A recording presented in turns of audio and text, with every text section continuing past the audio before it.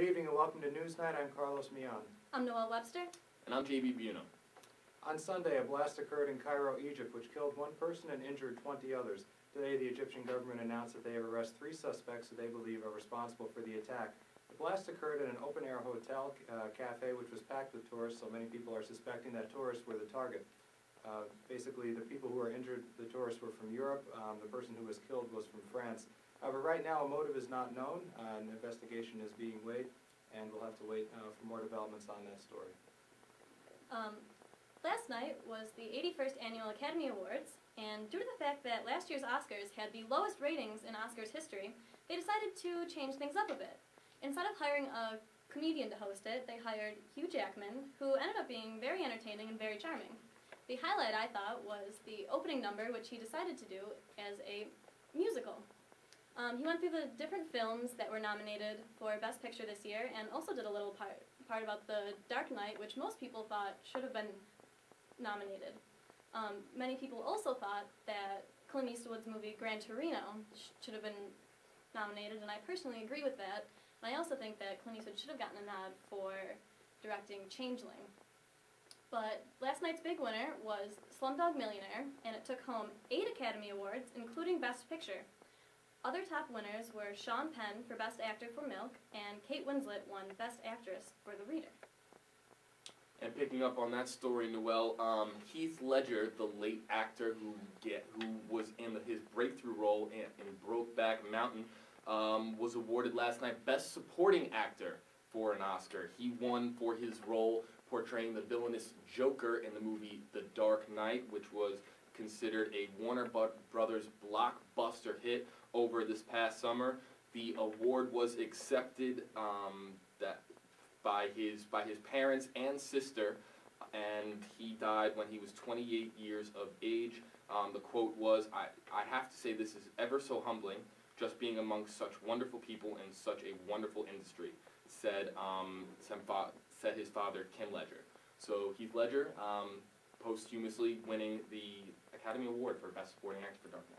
I thought that was really nice because roles like that aren't typically recognized by the Academy, which I personally don't agree with because I feel that they're very creatively demanding and deserve the respect. So I thought in this case it was very nice to see that particular role recognized for Heath Ledger. Characters don't really get much praise within the Academy circle.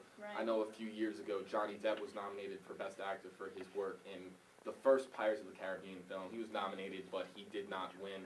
But even that acting performance was not only entertaining, but it was splendid.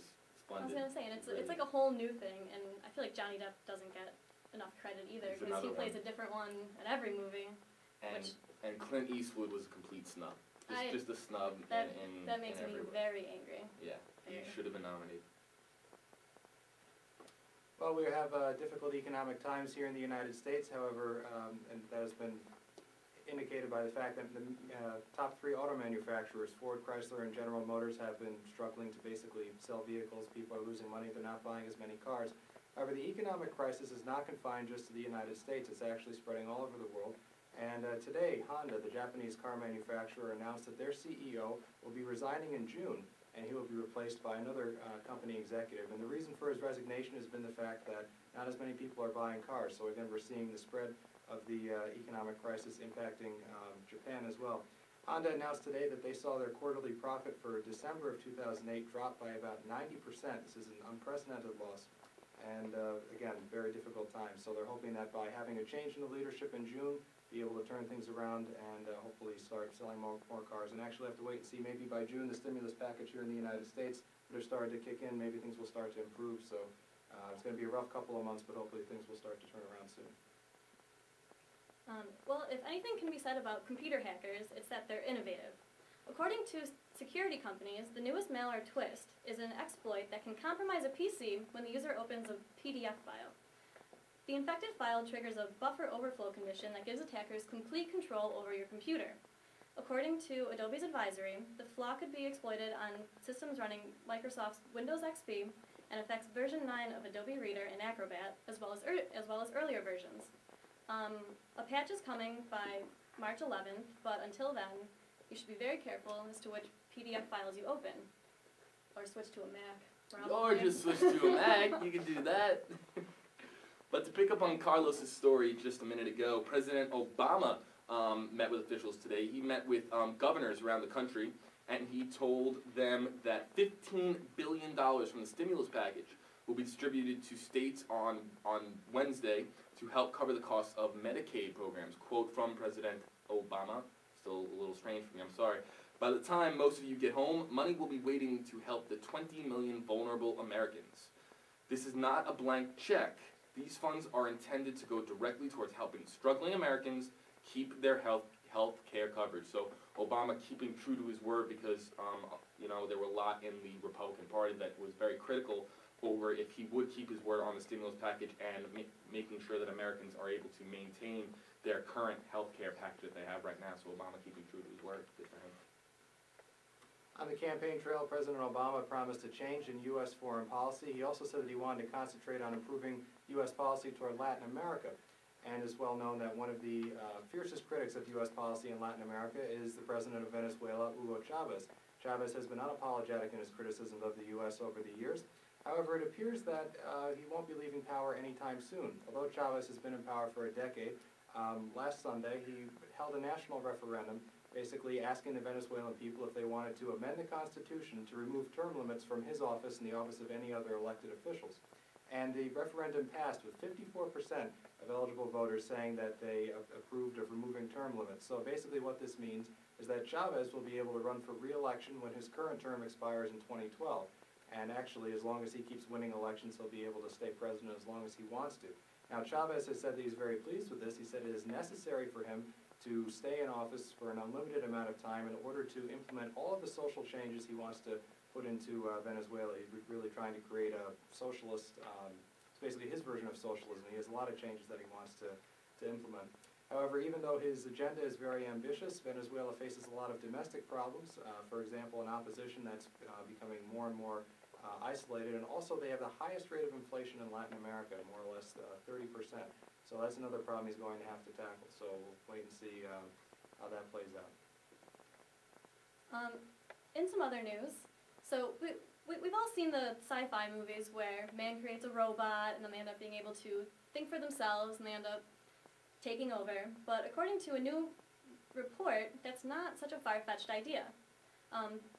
The report was funded by and prepared for the U.S. Navy's High-Tech and Secretive Office of Naval Research, and it gives a warning that autonomous military robots that will fight future wars must be programmed to live by a strict warrior code, or the world risks, well, being taken over by robots, pretty much. The report is the first serious work of its kind on military robot ethics, and it envisions a fast-approaching era where robots are smart enough to make battlefield decisions that are at present the same as humans. And eventually it notes that robots could display significant cognitive advantages over human soldiers. And Patrick Lynn, the chief compiler of the report, makes a point that the idea that a robot can only do what we program them to do is a sorely outdated idea. It's funny you mentioned the story because it does originate from sci-fi movies. You know, people get so into their movies. I think the two that really come to mind with that story is The Matrix. You know, this artificial intelligence race spawning and killing all, and then iRobot, which I think was a little bit more visual with that idea with, you know, robots serving humanity and then turning on their creators, and it's kind of a little creepy to think that could happen one day. Pretty much Terminator right there. So. Yeah, Terminator, exactly. Well, in some sporting news, for those of you who are Yankee fans, a lot of you probably miss Joe Torre, but Joe Girardi did something a little Torre-esque on Monday.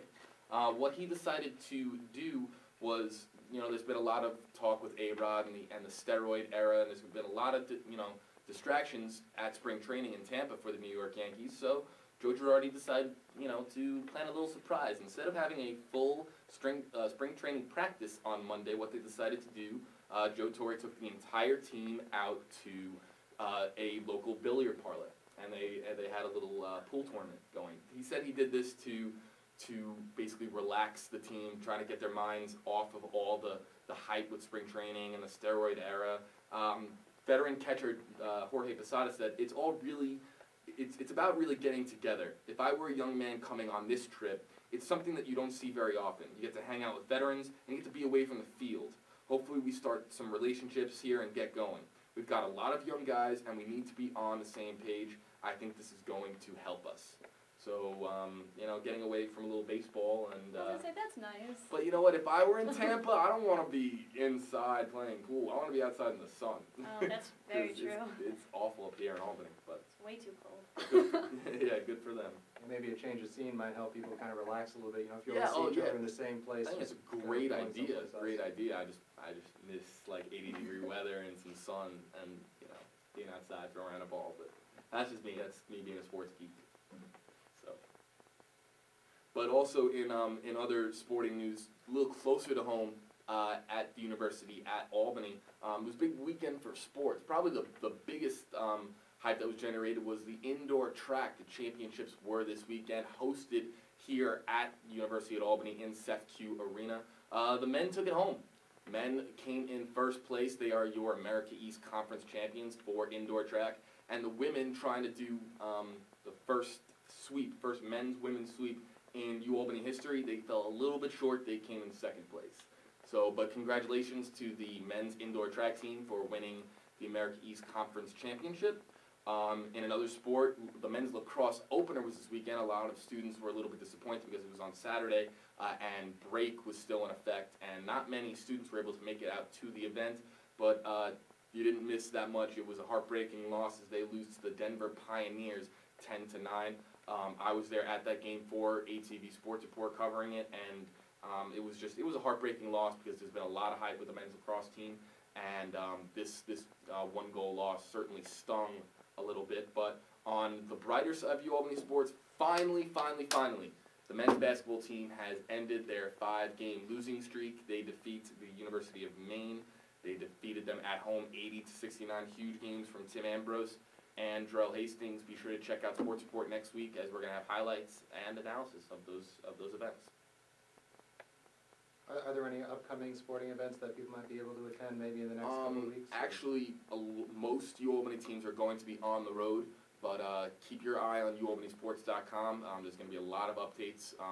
The men's basketball team in particular have some important games coming up. They're going to be playing the University of New Hampshire on Thursday. Keep an eye out for that. It's a huge battle in the America East Conference right now. They're fighting for seeding going into the America East tournament, which is going to be here at the University of Albany in Seth Q Arena for the first time. So a lot of big things happening, but a lot of our sports teams right now are on the road. So, but keep an eye out, UAlbanySports.com, to keep track of your teams. Netflix, the popular mail-order DVD company, has stated that in the future they want to have a new thing where they have a streaming-only subscription. So what you would be able to do is you pick from like a specific group of movies, and you just watch them online, right on your computer, and you don't have to wait for them to come in the mail. So the advantage would be that you wouldn't have to wait for the DVD, but the disadvantage would be that you don't have as big of a selection, and you have to watch it on your computer, so probably by yourself, and probably have to wait for it to buffer and problems like that. But Netflix is actually making it very hard for companies like Blockbuster to stay in business. I actually use Blockbuster Online because I didn't like Netflix, and what Blockbuster Online is doing is that they make Blu-rays and DVDs the same price online, and they're also trying to get it so that you can get video games with your Blockbuster Online subscription.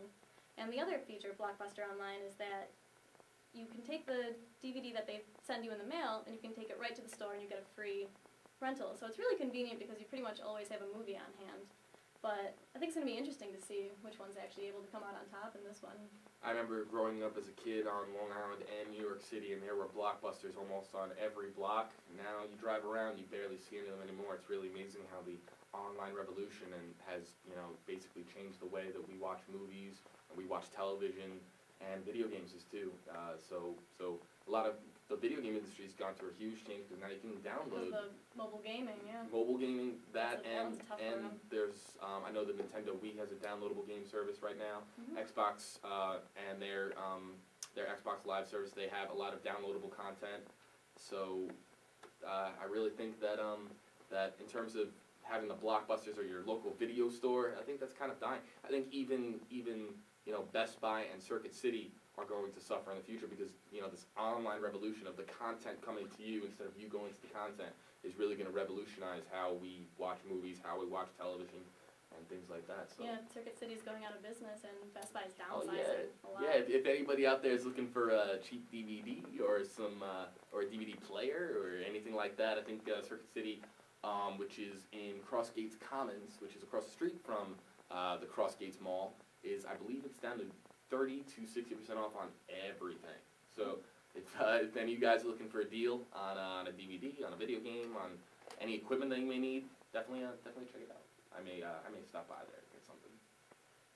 But that does it for this episode of Newsnight. I'm JB Buno. I'm Carlos Mion. I'm Noelle Webster. Thank you for tuning in. Have a great day.